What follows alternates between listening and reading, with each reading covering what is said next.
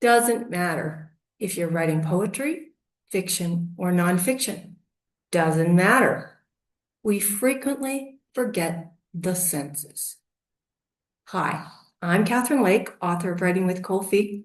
Welcome to my writing tips. In our writing, we may describe what we or our character sees, but we frequently forget to describe what is heard, tasted, touched, and smelled. You know the idea that the sense of smell is closest to the memory? So why is it that I don't read very many smells described in people's writing, especially in memoir? If you want to bring people back to the past, better connect by adding sensual descriptions like smells. So why don't we do it? Well, we forget. We are writing the story, and that's fine.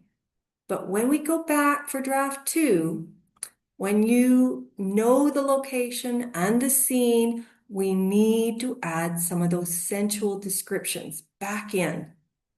Not a lot.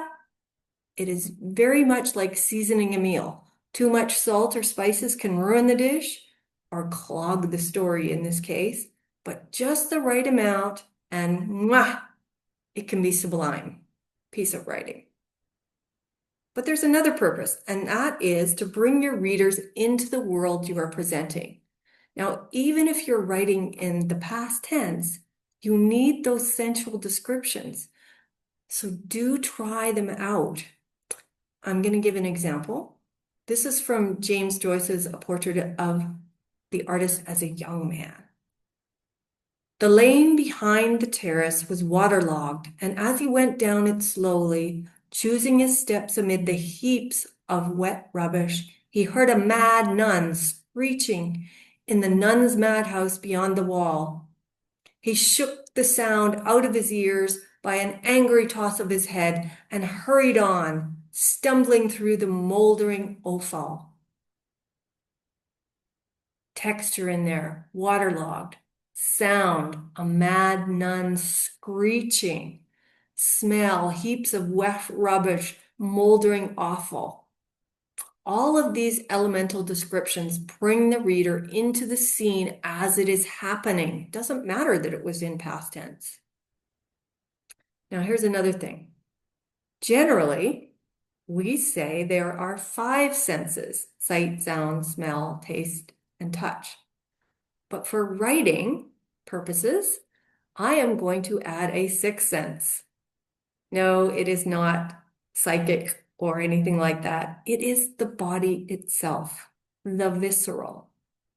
Remember, we are trying to take the reader with us and have them identify with the protagonist, whether real or fictional.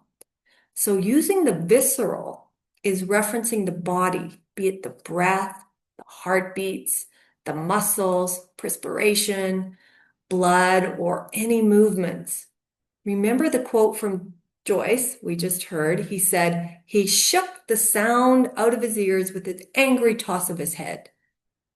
Use this body reference to keep your readers actively present and engaged, and use all the senses. Your writing or editing intention today is come to your senses. So that's your writing tip. Go forth and write. Subscribe to this channel for more writing tips, and be sure to check out our free ebooks and affordable online writing courses at victoriaschoolofwriting.com.